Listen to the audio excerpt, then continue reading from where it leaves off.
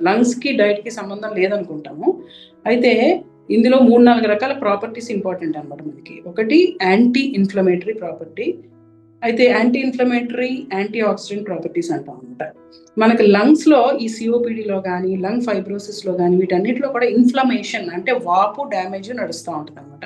మనం తినే ఫుడ్ కూడా ఇన్‌ఫ్లమేషన్ ఇంకా పెంచుతా ఉంటే ఈ జబ్బులు ఎక్కువయ్యే అవకాశాలుంటాయి. సో, మనము ఎలాంటి ఫుడ్ తీసుకోవాలి అంటే రకరకాల ఫ్రూట్సు, వెజిటబుల్సు, ఆకుకూరలు. పర్టిక్యులర్‌లీ బీట్రూట్సు, క్యారట్సు, ఆకుకూరలు, దెన్ బెర్రీస్ పర్టిక్యులర్‌గా మనకి ఉసిరికాయలు చాలా మంచిది. Goose berries. మనకి యూఎస్ లాంటి దేశాల్లో అయితే బ్లూబెర్రీస్, స్ట్రాబెర్రీస్ ఇవన్నీ కూడా మంచివన్నమాట. ఈ బెర్రీస్ వీటిలో rich of anti inflammatory and anti oxidant properties ఉంటాయి. అలాగే మంచి ఫైబర్ ఉన్న ఫుడ్స్, ఫ్రూట్స్‌లో గానీ, వెజిటబుల్స్‌లో గానీ, సాలడ్స్ ఇట్లాంటివి.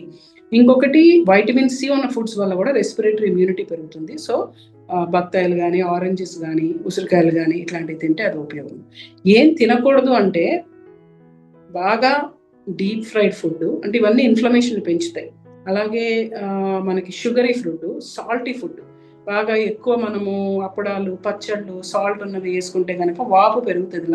సివియర్ లంగ్ డిసీజ్ ఉన్నోళ్ళకి హార్ట్ మీద స్ట్రెయిన్ పడి సాల్ట్ కంటెంట్‌ని ప్రాసెస్ చేయలేక వాపు అనేది పెరుగుతుందనమాట. అట్లాగే మనకి ఫైబర్ ఉన్న ఫుడ్‌లో మనకి ఓట్స్, బ్రౌన్ రైస్, మిల్లెట్స్ ఇట్లాంటివి కూడా మంచిది. ఇంకా omega 3 fatty acids it is like for every other diet ఇవి కూడా స్పెసిఫిక్‌గా లైక్ సాల్మన్ గానీ, ఇట్లా ఫిష్ కూడా flax seeds, walnuts omega 3 fatty acids పెంచుతాయి.